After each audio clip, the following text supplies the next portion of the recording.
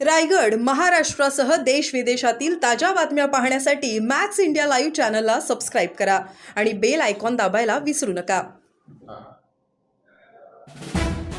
वैष्णवीने आपल्या आयुष्याचा केलेला शेवट हा अत्यंत दुर्दैवी आहे.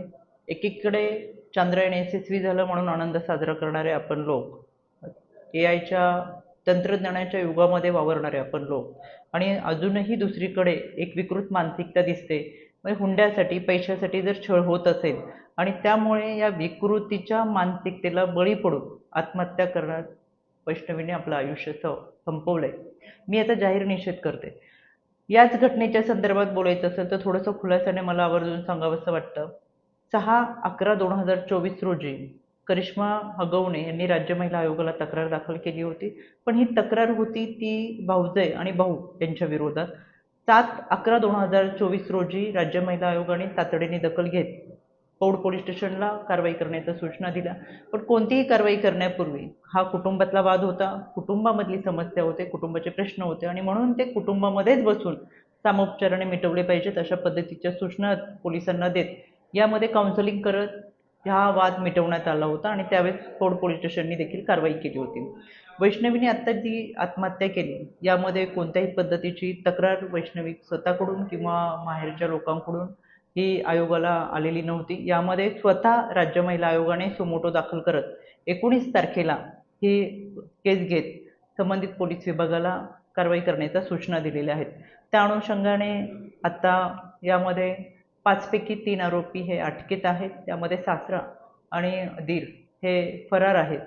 यासाठी मी स्वतः यामधील आयोग डोंगरे सर हे तपास करतात आहेत, आणि या फरार आरोपींच्या तपासासाठी 4 टीम हे तैनात केलेले आहेत. त्याच्यामध्ये क्राईमचे असेल, स्वतः पोलिसांचे असेल, सायबरचे असेल, आणि अँटी गुंडा टीमसुद्धा आहे जी त्यांचा तपास करते. व्यक्ती कोणत्याही पदावर असू दे, पदाधिकारी असू दे, शेवटी तो गुन्हेगार आहे. यामध्ये राजेंद्र हगवणे हे राष्ट्रवादी काँग्रेस पक्षाच्या कोणत्याही पदावर नव्हते, त्यांचा मुलगा हा संघटनेमध्ये काम करत होता. त्याच्यामुळे शेवटी गुन्हेगारी विकृतीला टेचून काढण्यासाठीची भूमिका ही राज्य महिला आयोगाची राहणार आहे. याच्यामध्ये पोलीस तपास करतात, गुन्हा नोंद झालेला आहे, कडक कारवाई केली जाईल. इथून पुढे वैष्णवी होणार नाही यासाठी मला आपल्या सर्वांना आवर्जून विनंती करायची. शेवटी ज्या पद्धतीने बालविवाहाच्या विरोधातला कायदा आहे, गर्भनिधन चाचणीच्या विरोधातला कायदा आहे, तसाच हुंडा प्रतिबंधक सुद्धा कायदा आहे.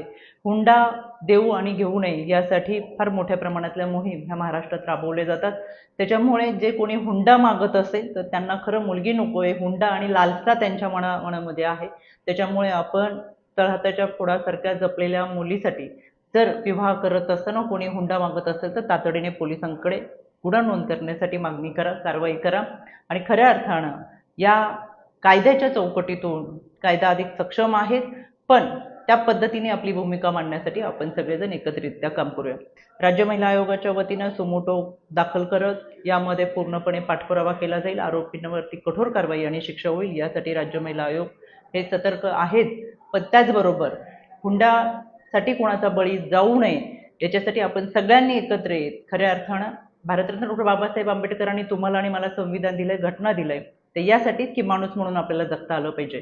म्हणून या संविधानाच्या माध्यमातून, कायद्याच्या माध्यमातून माणूस म्हणून जगण्याचा प्रयत्न आपण सगळेजण करूया.